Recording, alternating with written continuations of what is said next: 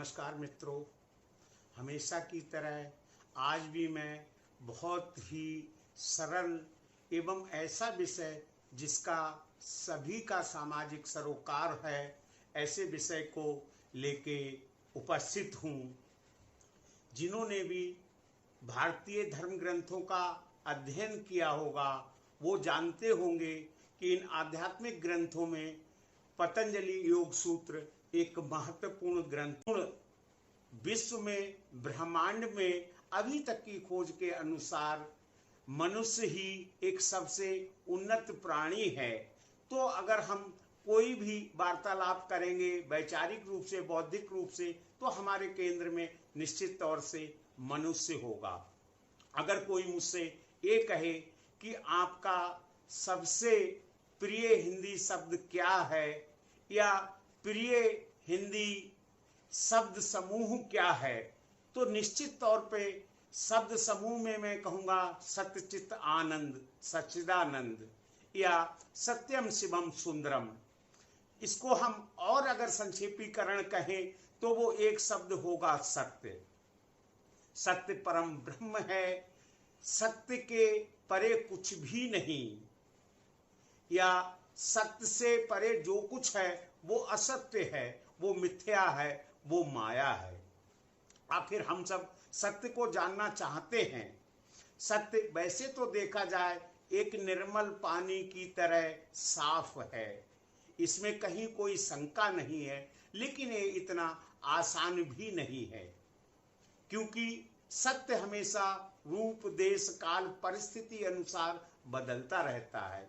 मैं इसके दूसरे उदाहरण के रूप में मैं बताऊं कि एक व्यक्ति आमतौर पे अमीर वो कहलाता है जिसके पास भौतिक संपदा ज्यादा है, लेकिन दूसरे ही क्षण हम देखते हैं कि उस व्यक्ति को अमीर माना जाता है जिसके पास सुख, शांति, प्रसन्नता है, जिसको और अधिक धन की आवश्यकता नहीं है।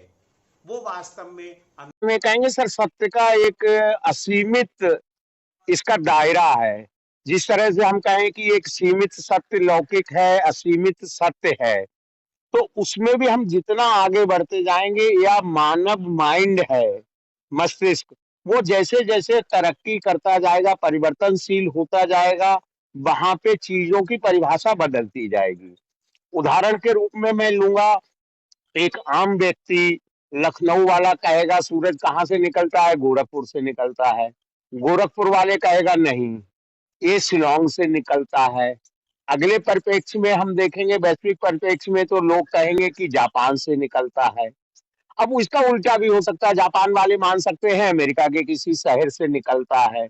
तो एक ही जो एक सीमित दायरा है, हम पानी को ले ले, कोई इसको नीर कहेगा, सेम अंग्रेज कहेगा नहीं गलत बोल रहे हो, ये वाटर है, रशियन कहेगा ये बदा है, ये केमिकल साइंटिस्ट कहेगा नहीं ये ऑक्सीजन का और हाइड्रोजन का मिक्सचर है।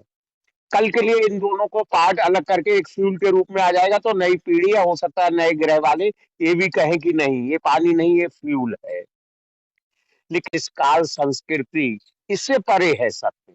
यह कहना चाहिए कि एक जो जिससे सनातन शब्द ज्यादा उचित होगा, सार्वभौमिक या सर्वमान्य जो सत्य होगा, इसका हम केवल प्रयास मात्र करते रहें और देखें कि सत्य असत्य को बारीकी में हम बाद में जाएं। अगर हम नहीं जानते तो क्या इससे पीड़ा हो रही है, क्या इससे कुछ अनिष्ट हो रहा है प्रकृति का, यही एक सच्ची सेवा